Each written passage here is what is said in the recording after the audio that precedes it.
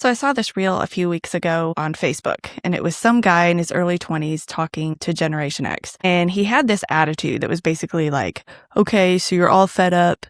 You hate the rat race. We get it. The American dream's dead. You want out. Fine. So what are you actually going to do about it? Y'all are just such whiny quitters. And my first reaction was not calm. Because in my head, I'm thinking, who are you? You were a twinkle in your mother's eye when I was already 3 careers, a divorce, and a couple of life rebuilds deep. You've never had to fill out a job application at a Kinko's because the internet at the library closed at 6. You think TikTok is a hardship. Meanwhile, I've survived things that you don't even have a category for yet. And you know what, buddy? I'll admit it. Maybe I am fed up. Maybe I am sick of it. But quitter is a big word for someone whose longest commitment so far has been a group chat. Come back and talk to me when you've had to pay a mortgage for 15 years on a job that slowly hollowed you out and see how philosophical you feel about what are you going to do about it. Okay, so I sat with that for a minute, felt pretty good, not going to lie. And then I caught myself. Because here's the thing, he's 20-something, and the truth is I don't actually believe that means that he has nothing true to say. He hasn't lived what I've lived, sure, but he's lived something. And I think everybody's carrying something, and it's not a competition, even though it's really, really tempting to make it one when you're kind of pissed off. The second I start deciding whose struggle counts based on how long they've been alive, I've stopped being the person that I actually want to be. And that's kind of the whole point of this video, so we'll get there. This isn't a generational thing. I think that's been done to death, and that's not what's actually interesting here. What I can't stop thinking about is that ultimately, he's right. Not about who gets to talk, about the question itself. What are we going to do about it? Because I've watched a lot of content out there about semi-retirement, because that's just kind of where I am in my own life, and walking away from the grind, wanting to do something different. A lot of people are just done. I guess it's a certain age group mainly, but a lot of people in different ranges. And thousands of people are saying some version of the same thing. I'm done. I want out.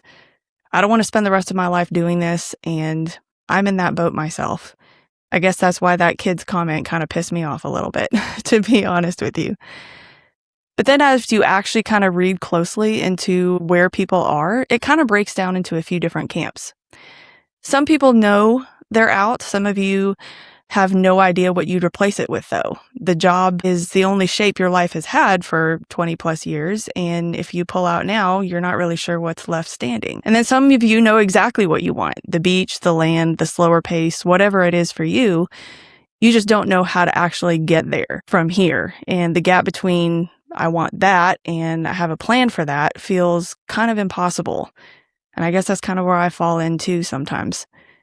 And then some of you don't even know where to start asking the question. You just know something's wrong and it's not right, and you just feel this need to escape. I think all 3 of those are different problems, but underneath them, I think there's one thing that's going on, and that's kind of what I want to talk about today. I think a lot of us spend decades in survival mode. You just kind of suck it up, work hard, don't ask for more than what you're given. This is just what adulthood costs. And I'll be honest, I came by that lesson early. I grew up overseas in Africa, and I went to boarding school starting at 8 years old. And when you're that young and on your own, I had to learn fast how to read a room, how to adapt, how to keep myself safe, physically and emotionally, to keep things stable. And that's a whole story for another video we'll do. But it planted something in me long before adulthood ever really took shape or got a chance to shape me. And that was, when you've lived that long in survival, whether it starts at 8 or 28 or 50, the idea of thriving, of actually doing something just because you want it, doesn't feel like freedom. It almost feels selfish or foreign, and a little scary if we're honest. Because I think that's how a lot of us were raised to think. It's like the goal is to work hard. If you work hard and put in the time, then eventually you'll get all the things, right? Like the American dream. And that's a kind of pattern that takes decades to build. And now a lot of us are trying to rebuild ourselves with whatever time we've got left, which is not the same amount of time that we started with. So just to kind of take this personal, for me, my rebuild kind of kicked off after my divorce. I went into this phase of, I need to find myself again. I need to feel like me again. And the way that showed up first was redecorating my house, which, fine, nothing wrong with that, except I definitely spent way more money than I should have. At the time, I wanted to feel safe and secure, and I kind of wanted to look like I had it all together still, that a divorce didn't break me. And decorating was kind of my version of, I'm fine, look how fine I am. Very fake it till you make it kind of energy. And then one night, I don't really even remember deciding this, it just kind of happened. I was sitting in the living room with a glass of wine and feeling like I just needed to get out. And this feeling kind of hit me like a freight train. It wasn't like I need to get out of the house. I just wanted out of everything. And it was this almost visceral feeling like I just fight or flight and I needed to fly. So fast forward about a bottle of wine deep, I pull up Expedia and I'm like, okay, no passport, where can I go? And I landed on Hawaii.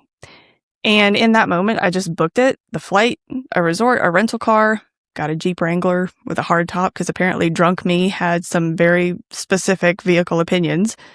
And a few days later, I was there. And honestly, one of the most freeing things I've ever done.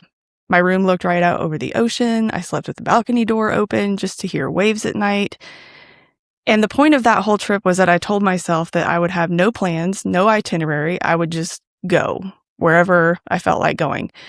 I ate at these hole-in-the-wall places. Like I stopped at the side of the road and saw some guys fishing and just pulled over and said, hey, where's a good place to go eat? And so they told me about it and I went. I stopped on the side of the road and saw a botanical garden and just went for a hike. Pulled over for some beaches I wasn't even looking for. Basically just drove around with the top down, listened to whatever music I wanted, whenever, wherever I wanted. And then somewhere in that trip, I kind of found myself again. And I know it may sound cheesy, but like I actually found me. And then I come home and obviously the reality is still there. Work is still there. There's still bills to pay, but something in me had shifted. And I remember thinking, I'm never letting myself get lost like that again, whether that's lost in a job, in a relationship, in what society tells me I need to be, letting other people define me, people pleasing. And that's kind of really what sent me into therapy and into actually dealing with stuff that I've been outrunning my whole life. And what came out of that was who I am has nothing to do with my job, my house, my bank account. I stopped measuring myself against everyone else and I gave myself permission to just be more me. A little more outspoken, free-spirited, a little less boxed in. And somewhere in there, I also started defining what I actually valued.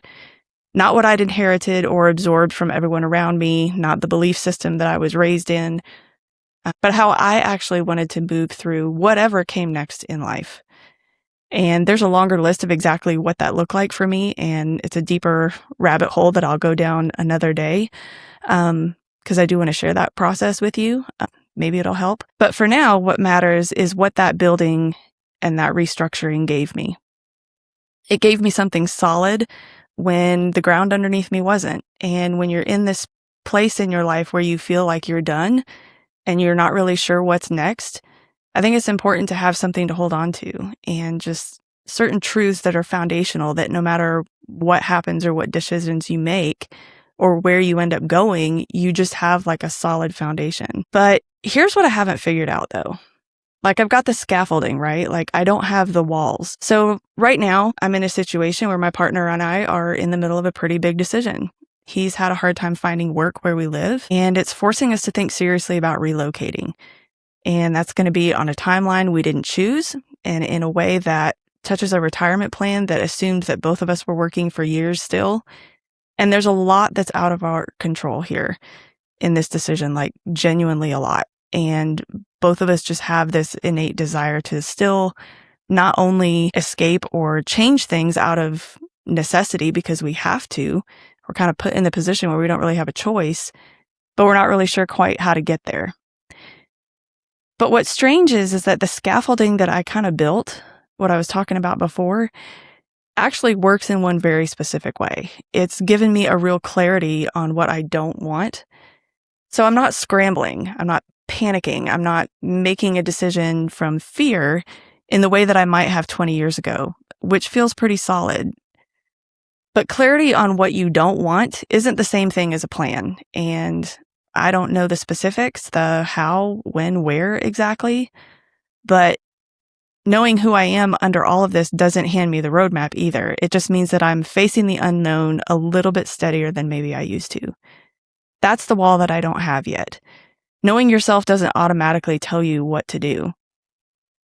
So when that guy at the beginning I talked about asks, what are you going to do about it? I don't think an honest answer is a 5-year plan with a bow on it, because I definitely don't have that. I think the honest answer is that any of us can give is just that we're building. I know what I'm standing on, and I know what my foundations are. I'm just working on building the floor plans and putting the walls up. So maybe that's the real question I just kind of wanted to kind of put out there. Not where do you want to live or what can you afford, but have you even started building your own scaffolding? Because the walls always come later. They have to, but you can't put walls on nothing. I don't have it all figured out, and I'm not going to pretend I do just to give you a tidy ending today. That's kind of the whole point. But I hope if you enjoyed this video, if you're in that place right now where you feel like you're done and you're sick of that rat race and the dream of a white picket fence and, the married with 2.2 kids and what we've always been sold, if that doesn't line up for you and you're in that space, I hope you'll consider subscribing, watching. If you've made it this far, thank you. I appreciate it. If you feel like this is something that you want to be part of, I hope you will continue. And I look forward to seeing you on the next one.